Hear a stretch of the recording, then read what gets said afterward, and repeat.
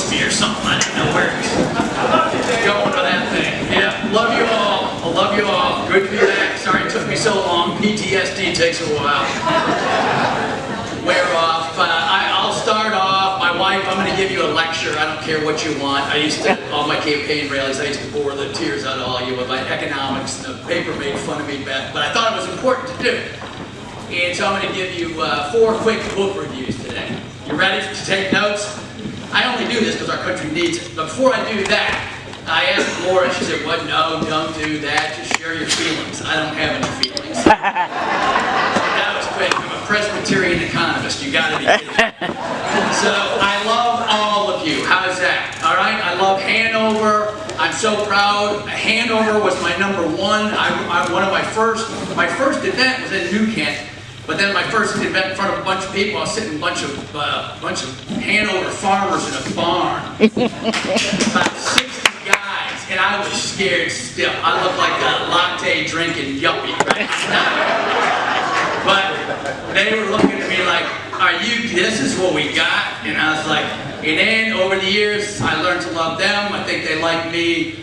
And I earned their trust over time, which is how it should work. I want to thank my wife for putting up with all this business. Give her a round of applause.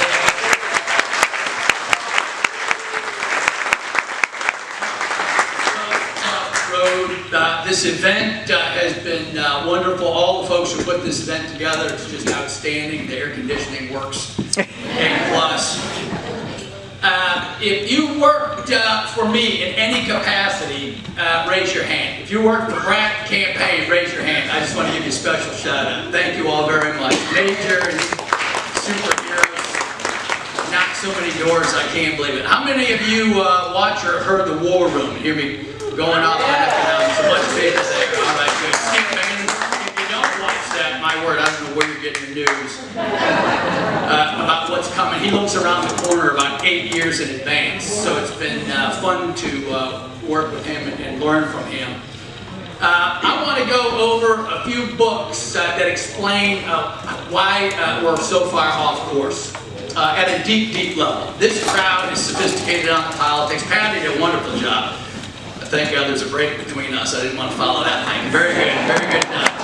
Moving it up. She made all the good points. I'm going to violate Reagan's 10th commandment and 11th commandment one time only, but I'm not going to do any politics, so thank God. I can't even read my own writing. Let me put in my Liberty University plug. Send your kids to Liberty University.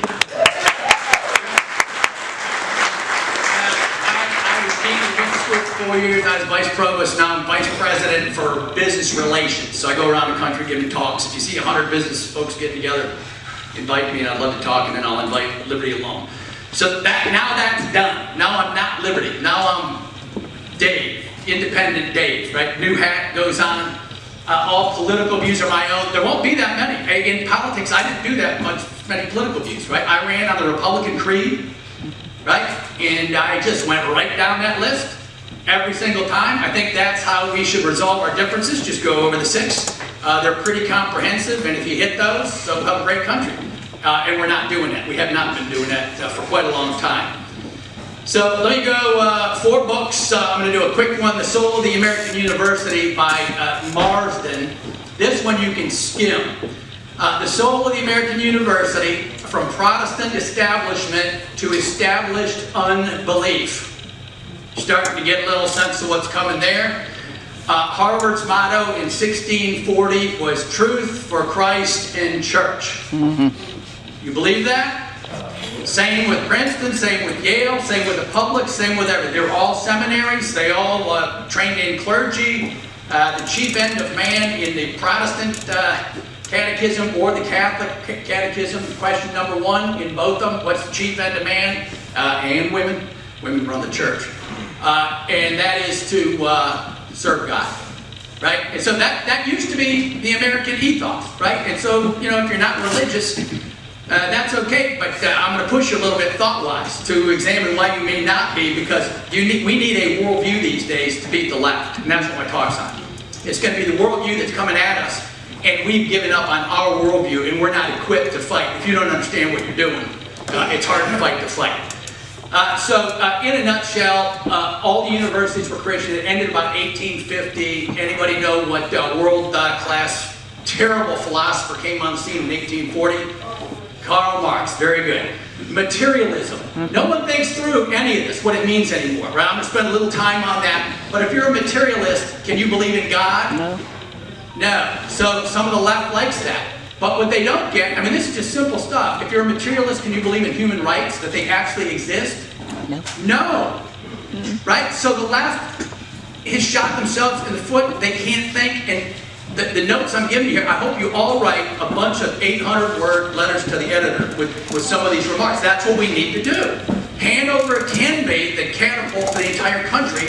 There's enough patriots in this room, and you can spread it to these comments, and you already know it all. But we need to get out there and be a leader for the entire country, not just Virginia, which will win.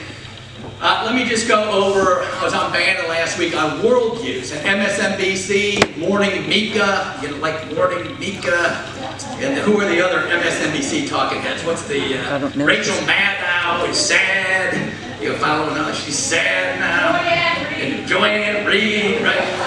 And the New York Times, a 30-year-old was sketching out the way she thought Western Civ should be redeveloped, so that was, inspiring. And so the 30-year-old was talking about worldview, and they said these people actually believe in this God thing, and that should be your worldview. And how many of you, if you're called on the carpet, will say, yes, I'm proud, that is my worldview? How many of you will say that in public? And if you won't, no wonder we're losing. Because it all hinges from that, right? So we got to get our guts back. That's all this talks about. It's just getting our guts back. I'll go deep for a little bit. The basic upshot there has to do with the Open Society and its enemies. The Open Society Foundation is funded by George Soros. See, that's why I don't need to lecture this crowd about much, right? George Soros, the Open Society. That goes back to a fairly sophisticated guy named Karl Popper in philosophy, who wrote the Open Society of Enemies. Open, open, open. How can you be against openness? What are you, a bigot? How can you? This crowd is a quick crowd. It's going to be fun. You just feel free to have fun with the talk. It's for you. Open, open, open. So the Open crew, the Open Society and its enemies, and Soros and the project, is the globalist, leftist, the new liberal world order after World War II. The liberal rules-based order. At first it was liberal. And I like liberals because the root word of liberal is liberty. Right? So RFK Jr. and some of the old liberals, it's fine. Right? They're a little misguided on the size of government and all that kind of stuff. Right? I can debate with them. But the new guys have taken over the liberal institutions and turned them into neo-Marxist war machine coming at all of us. And that's what I'm going to try to put your head in about 3 or 4 different ways. But that Open Society, let me tell you who the Open Society is not open to so you can share this with people, right? Because their lingo is so clever. The Open Society and its enemies, they are not open to Russian culture. They're not open to Chinese culture. They're not open to Indian culture. They're not open to Islamic culture. They're certainly not open to Christian culture. They're on the mad attack. And they're certainly not open to Israel and Israel's God. Right? So, in short summary form, who I just listed is 7 billion out of 8 billion people on the planet who are what you call religious. Right? So, secular thought took over our universities. You're allowed to teach Aristotle, and we gave away our universities, right? We gave away our universities about 1840. I went to Princeton Seminary. We put ourselves across the street, across the tracks. We gave the university to secular society on a gentleman's handshake that we would do Aristotle and be fair about it, right? Because the Jews and the Christians and the Muslims all debated Aristotle in 1300, right? So that was going to be, we're going to do that. And so I'm from Michigan and Minnesota, and up there we're called Minnesota nice. Now I'm starting to call them Minnesota stupid, including myself. And I'm going to end on some stupid stuff we've done.